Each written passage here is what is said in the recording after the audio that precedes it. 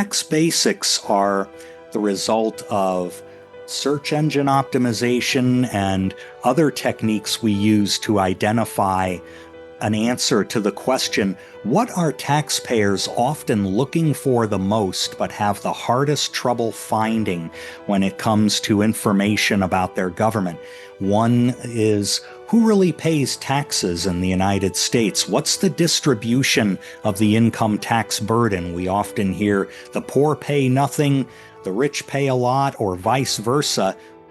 Well, there is data that you can use to answer that question in a factual way. Now, what you do with that politically, well, that's up to you, but we can present that data in a way that people can understand the distribution of federal income tax burdens in the United States and other types of tax burdens at the state level or other taxes like payroll taxes at the federal level.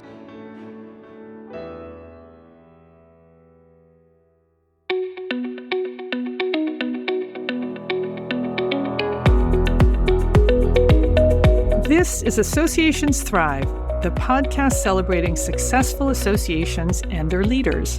I'm your host, Joanna Pineda, CEO and Chief Troublemaker at Matrix Group International. Listen in as top association executives tell all, revealing the creative and innovative ways they're increasing membership, generating revenue, nurturing engagement, and reimagining their organizations.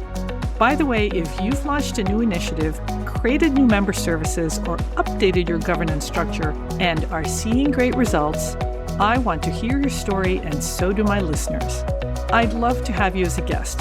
Go to podcast.matrixgroup.net and apply to be on Associations Thrive. Now let's dive into this week's show.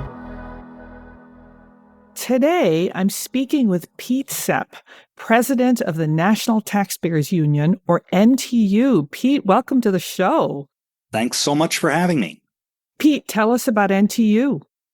We are a nonprofit, nonpartisan citizen organization founded all the way back in 1969. Our mission is to work for simpler, fairer, and lower taxes, less wasteful government spending, more accountability from public officials, and more respect for taxpayer rights. We not only work at the federal level, but state and local level, and we are even part of an international consortium of sister and brother taxpayer groups around the world doing the same thing. Pete, 1969 is an interesting year. There was a lot happening in the country, but why that year? What's the origin story of NTU? That was indeed the year of our founding, and the fellow who did it was James Dale Davidson, a graduate student at the time who had just finished working for Richard Nixon's presidential campaign, and he thought to himself, Republicans talk a good game about protecting taxpayers' interests, but I saw a lot of cases where they weren't, and there must be some kind of organization that's devoted only to taxpayers' interests, not Democrat interests, not Republican interests, just taxpayers' interests. He was looking for something like Ralph Nader's organization, Nader's Raiders, but for taxpayers. And so this idea came to him in DuPont Circle while he was walking around here in Washington, D.C., and he said to himself, I'm going to call up an organization and join them. And so he looked in the yellow pages and the white pages under various entries like advocacy, citizen group, and in the white pages, he looked under taxpayers, so forth and so on. And he said, there's nothing like this. So I guess it's up to me to start one. We're going to have something called the National Taxpayers Union, a union for taxpayers. And so right there in a phone booth, they used to have those things. Yes. In 1969 on DuPont Circle, a National Taxpayers Union was born. What a great origin story. So I think about how my business was a member of the Alexandria Chamber of Commerce. At one point, we were members of the National Federation for Independent Business. So you represent taxpayers, individuals, and corporations? Individuals, small businesses, large businesses, anyone who pays taxes. Okay, so are you a membership organization? How are you funded? How does one affiliate with NTU? Yes, we are a membership organization. We welcome taxpayers from all walks of life who share our goals and our mission, our vision. People can join us. We have a website where they can find out more information. Here comes the promo, ntu.org.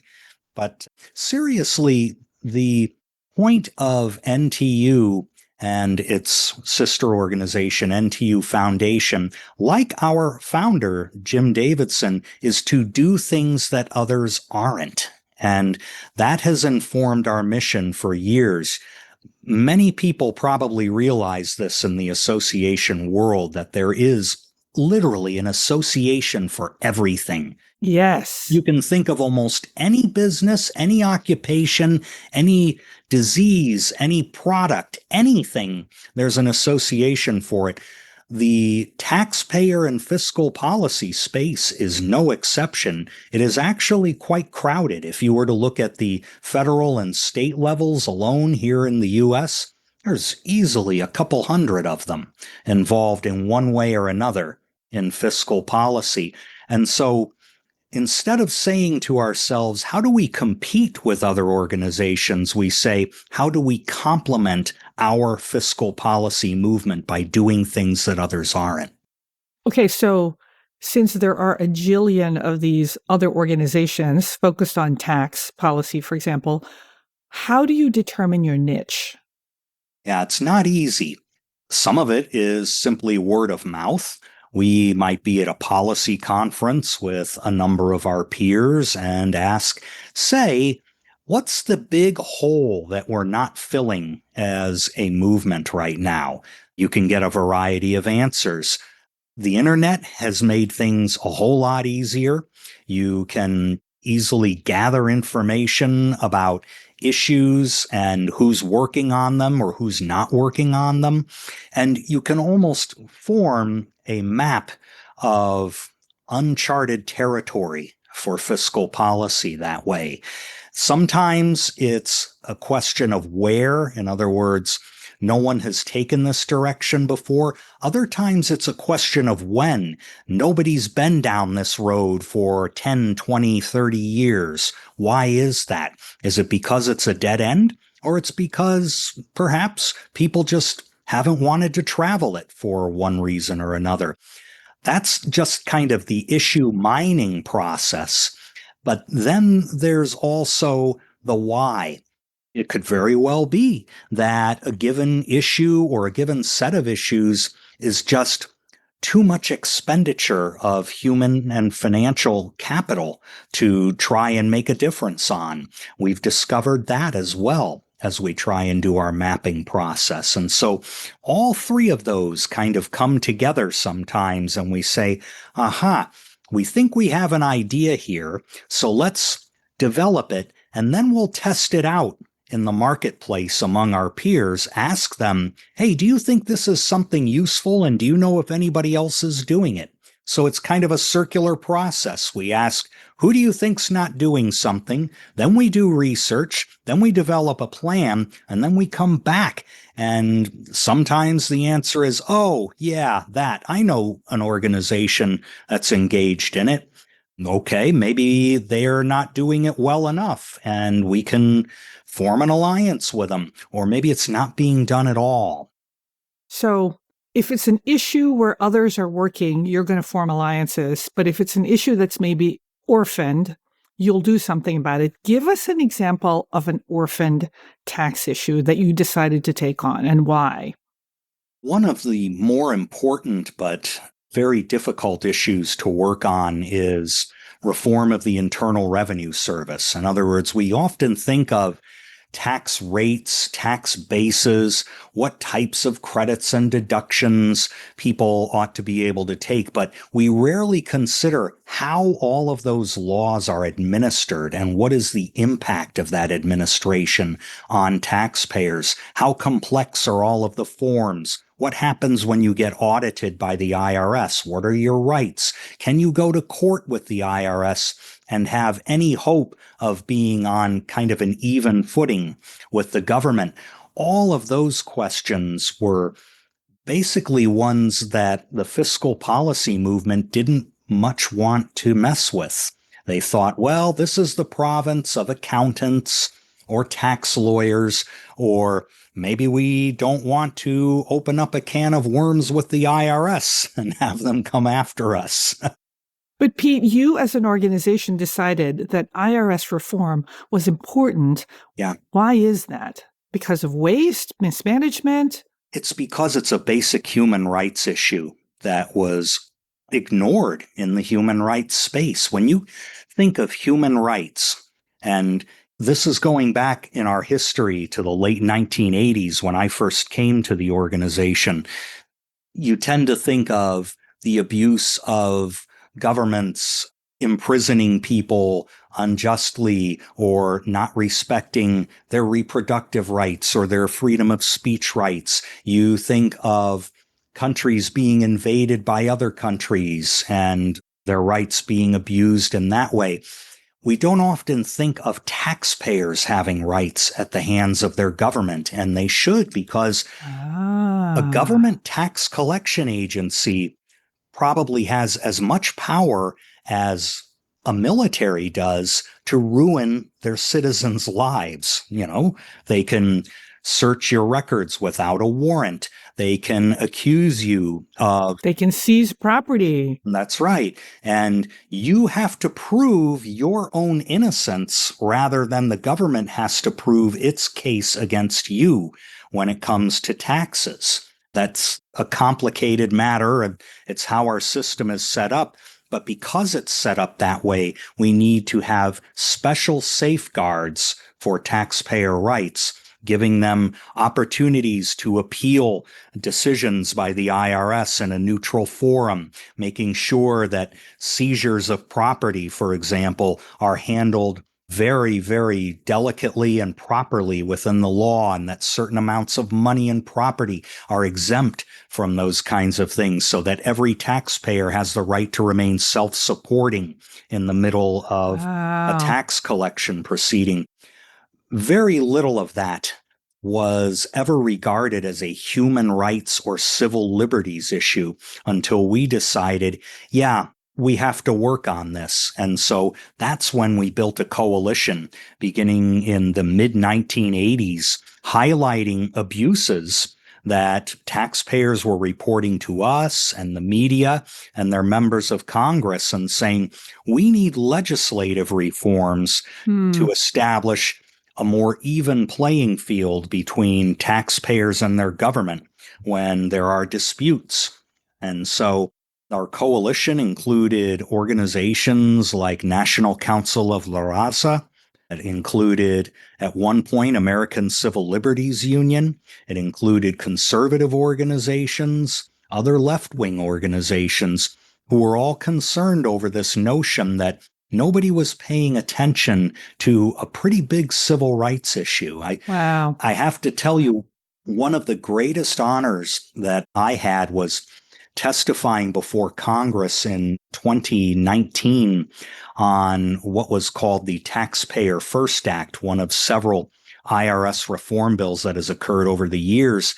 And the hearing was being co-chaired by the late John Lewis, the Democratic civil rights activist from Georgia. Right. The good trouble guy. Yeah. And you think to yourself, wow, to have somebody of his stature recognize the issue of taxpayer rights after all he had been through was really something. It's incredible. Wow. Well, I am glad that you were looking out for the rights of taxpayers. Pete, it's clear that we have a lot to talk about when it comes to NTU, but I want to turn to your journey for a second. You've been at NTU for 37 years. How did you get to become president? And that's quite the journey. Yeah. I got to become president almost the same way that our founder became the founder of NTU. It was almost purely by happenstance. I had graduated college with a degree in history and political science and was looking for a job in Washington. I had thought about going into the national security sector or maybe Congress. And back then there was no internet. I don't even know if fax machines were common at that point. But I decided, well, I have to systematize my search for a job. And so what I did was every piece of mail I received from various conservative organizations asking me for money because I subscribe to a lot of magazines. That's how they get your name. Right. There's all this sharing of lists, right? Yeah, that's how they started soliciting you back then. And so I took all those letters I got, copied their addresses, sent every one of them my resume and a cover letter expressing interest in working for them. And it was NTU who decided to call me, our executive vice president. Wow. I was making brownies and watching the old soap opera Dynasty. Wow. I remember Dynasty, right? And got the phone call, say, we have a very basic position open here. It'd just be answering phones, but if you'd like to fly to Washington and learn more about it, we can do that. And I did. Wow. And I was lucky enough to land the job as receptionist for National Taxpayers Union on April 18th, 1988. And then you just kept moving up. Yeah, I was very fortunate in that the organization was entrepreneurial enough to allow that. One of the first things I did was I read every single edition of our newsletter, monthly Dollars and Cents, going back to 1969 to start figuring out the history of the organization. I grabbed and edited everything I possibly could gladly. It was discovered I had a pretty decent editing eye, a decent voice.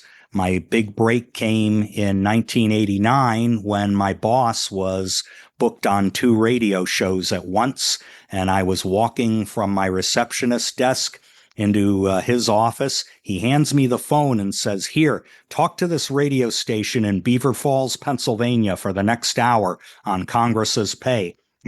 And that was off to the races. And because you had done all this reading, even though you were a pretty junior staff person, you were the right person at the right time and you did a fantastic job. And they said, "Who are you?" That's right. Wow. I gradually moved up, mostly through communications for the first 10 or so years of my career, then into policy a little more, learning how to become a lobbyist, then as executive vice president, taking on some of the ministerial and managerial duties of the organization.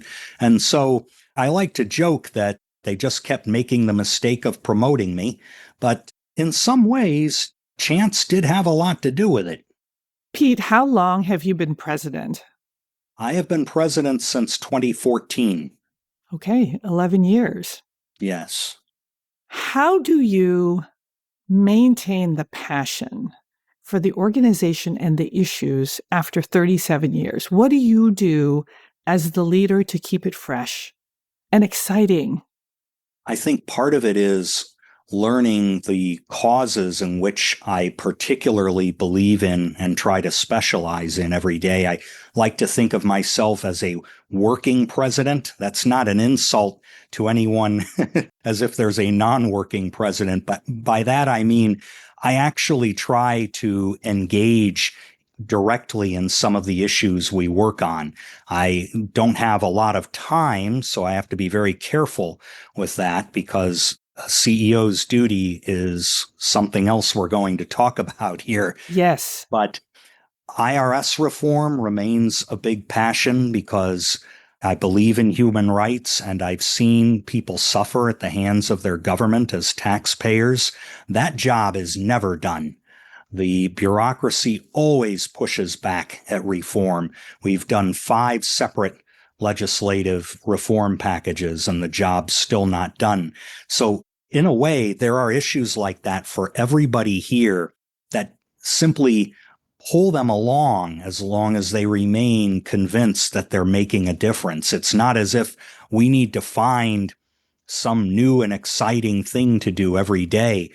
It just happens because when you're in Washington, D.C., there are issues on taxes, spending, debt, government administration evolving every single day. And it's more a matter of trying to limit your focus to where you can do the most good than searching around and thinking there's nothing here. Well, it sounds like every day you feel like you're making a difference, and that's what keeps you there.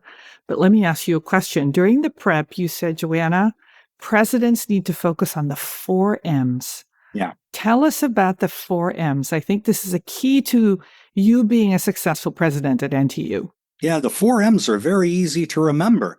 Money, money, money, and money. I'll remember that from now on. I simply believe, and yes, this may ruffle a few feathers or whatever, that if you are not spending 80% of your time as a CEO, at least 80%, raising money, budgeting money, overseeing the expenditure of money, and managing money to grow it for the future, you're not doing your job. The other 20% can be directly participating in lobbying campaigns, managing staff. It can involve all sorts of things, including setting the vision and the mission for the organization. But 80% of it, at least, has got to be those 4 M's. Otherwise, you're not doing the job that your employees need you to do. Only you can do those things. You know, you make a good point. There are certain things that only the president can do, and often at the highest level, you're bringing in the money and making sure that it's spent well. Well, let me ask you another question. Washingtonian Magazine just named NTU one of the 18 best places to work. Congratulations. What's the secret sauce here? Yeah, I was frankly surprised. This is apparently a process where they have a company, Washingtonian hires, and they examine a bunch of factors like benefit packages and whatnot, and whether they are above or below the median in Washington, D.C., and they get surveys from employees. And, the thing I read in there about what our employees say, I'll quote it: everyone is on board with the mission, so there are no big egos and no interoffice politics. It's a good team atmosphere. There's a flexible work schedule and entrepreneurship is encouraged. And I think to myself, wow. Once again, talk about making the mistake of promoting me. I guess we made the mistake somehow and stumbled into good morale and management.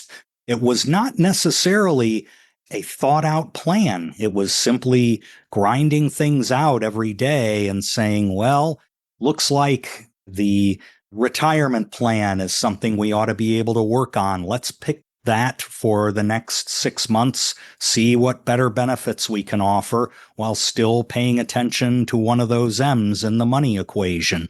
Yeah. Other things you just practice every day. Since there are so many issues we can work on and we actually have to focus on a few where we can make a difference on a daily basis, we have discussions among our teams about evolving legislation or court cases or whatever, and everyone is free to bring those ideas forward. There's no ridicule, no penalty for doing it, and they can bring it all the way up to me if they want. There's only 24 of us here, and I'll hear about it anyway, so why not? Well, Pete, congratulations. That's really high praise, calling NTU a place where you can be entrepreneurial and where there are no egos. That is amazing. It's hard. I bet. Let's turn to NTU because you're thriving as an organization. You're kind of in the thick of it, right? Because the big, beautiful bill just passed. We're looking at lots of spending. We're looking at big deficits. We're looking at a Congress that's really gridlocked. How do you navigate the politics of it all when you advocate on behalf of the taxpayers? You also say that you're center right, and yet you're in coalitions with very liberal groups. How are you building these alliances? What are a couple secrets here?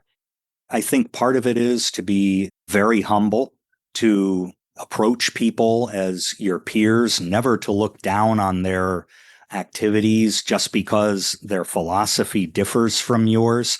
One of the things that I like to do is to read the opinion and editorial sections of hard left newspapers, find one whose author I might vehemently disagree with, and then try to take them to lunch. And that's rare these days, I think. And it's not to sing kumbaya with them.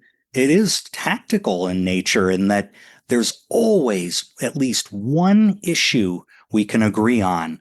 And if you can help out a person and break a logjam on an issue they've been working on because they can't look beyond their circle of allies and reach out, well, the favor can be returned later.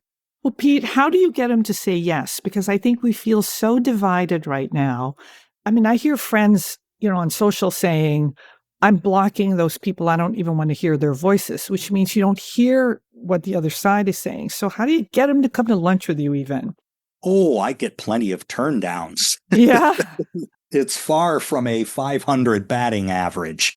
I would say maybe 1 in 4.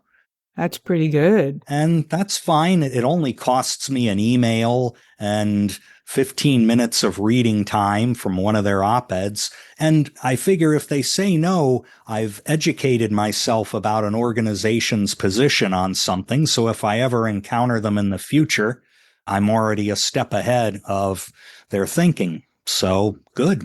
That's fine by me. And, ultimately, I don't expect long-lasting friendships, but I do hope for relationships that are built on respect, and just maybe we can work on common legislation together. And the maybe happens more often than one would think. And I bet, Pete, that just the act of sharing a meal means that it's harder to demonize each other. Yeah. Because you are now people. That's right. And not an issue and not a piece of paper and not a position. That's right. I mean, I recently had a stint with someone on C-SPAN, the public interest and public affairs cable channel. We were able to just chat for 15 minutes before the broadcast about where we were from and all. That diffused matters a lot. And we had a much more frank discussion where we exchanged views with the host and the callers and the like, but it didn't descend into that snarling narrative. Right. That you see and hear on TV a lot. You can be strident in your position and disagree. That used to be what politics was about. I still think it is in a lot of places. I mean, groups like C4, social welfare organizations that actually have to advocate for legislation, your members should be leaving you if you don't form alliances and get bills passed that are imperfect, sometimes far from perfect, but move the ball forward. I mean, if you're just sitting there with your arms folded, waiting for an election cycle to come your way, people shouldn't be joining your outfit. Well, let's turn to something different. You've got something called the NTU Foundation, which is a separate organization. That's a C3. You're a C4. And the foundation puts out something called Tax Basics. They're on the website. They're wonderful. Talk to us about them. Yeah, Tax Basics are the result of search engine optimization and other techniques we use to identify an answer to the question, what are taxpayers often looking for the most but have the hardest trouble finding when it comes to information about their government? One is, who really pays taxes in the United States? What's the distribution of the income tax burden? We often hear the poor pay nothing, the rich pay a lot, or vice versa. Right. Well, there is data that you can use to answer that question in a factual way. Now, what you do with that politically, well, that's up to you, but we can present that data in a way that people can understand the distribution of federal income tax burdens in the United States and other types of tax burdens at the state level or other taxes like payroll taxes at the federal level. So that's one thing we do in tax basics. Other things include simple questions that are hard to find. How much are Supreme Court justices paid? Does the First Lady have a budget, and does she get a pension like the president when the president retires? Those are often common questions. Many times you see on Snopes people having to debunk a whole lot of internet garbage about Yes. fiscal policy. We try to do our share of that ourselves, and we do it from a fiscally conservative lens. No apologies there, but it's based on data, not opinion. So you're like the Snopes for tax information. Yeah, that's one way of putting it. I'm sure there are others who can fill that role. Well, you also have something called the Taxpayer Defense Center. What is that? Yeah, that's a prime example of what I was talking about earlier of identifying something in our movement that wasn't being done and doing it. The Taxpayer Defense Center is a public interest litigation arm that's looking for precedential cases that can move the needle on taxpayer rights, on retroactivity of taxes, on interstate taxation, all of these tax fairness issues that no one at the state level seems to want to litigate in our movement. No one at the federal level has yet to handle, and the private sector doesn't even want to handle. I mean, a public interest litigation arm does a unique thing in that our purpose is to win rulings that will benefit all taxpayers. A private law firm's interest is to get the best ruling for their client. I mean, that's not bad or selfish. It's just a different motivation. That's their business, right?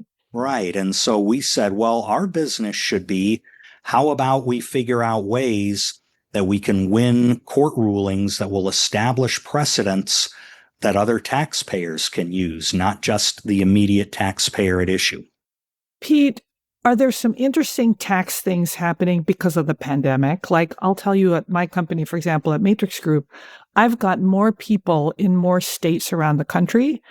And because they're employees, it's kind of a nightmare for my company because we're in like 10 states. Yeah. And that is becoming an increasing concern. Telework is still not an activity that government tax administrators have properly caught up with. By that, I mean they tend to graft old tax laws and old ways of thinking about how to administer them on remote work and telework. And that's why, for example, our foundation came up with something called the ROAM Index, Remote Obligations and Mobility Index. It's designed to show which states have the best laws in terms of simplicity, in terms of ease of administration, in terms of ease of compliance for remote work and commuting. And what that's doing is sparking a conversation among a number of state legislatures in thinking, how can we do this better?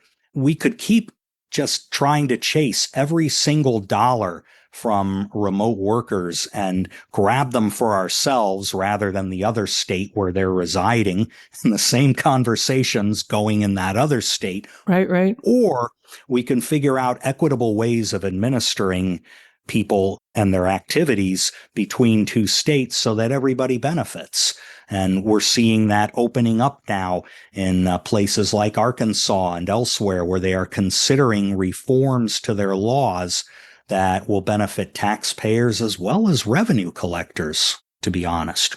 Interesting. Well, Pete, before we go, the big, beautiful bill passed. Is your job done for the year? Oh, yeah, sure. I can just go on vacation. No, afraid not. I mean, besides the fact that there will be another bill coming out soon through what's called the reconciliation process, we're hoping it'll be a good bill. Right. We're working with House leadership to get a bill out there that addresses some of the things that the One Big Beautiful bill did not. And job one is getting a handle on federal spending growth and debt. We are going to have to do a better job of that. That is the single biggest challenge facing the United States on the fiscal policy front today, is how to restrain the debt trajectory that we're on. Just servicing our national debt now costs more than the entire national defense budget. That's not sustainable. And so I'm hopeful that Reconciliation 2.0, as they're going to call it, will have some good provisions there. We have a major sixth IRS reform package brewing in the Senate Finance Committee coming up this fall. We have several cases on our docket through Taxpayer Defense Center and a ton of work at the state level. Wow, Pete, you got your hands full. We will put a link in the show notes to your website, as well as to your tax basics and any other resources that you want to put in the show notes. Thank you so much for being with me today. Oh, it's been a pleasure.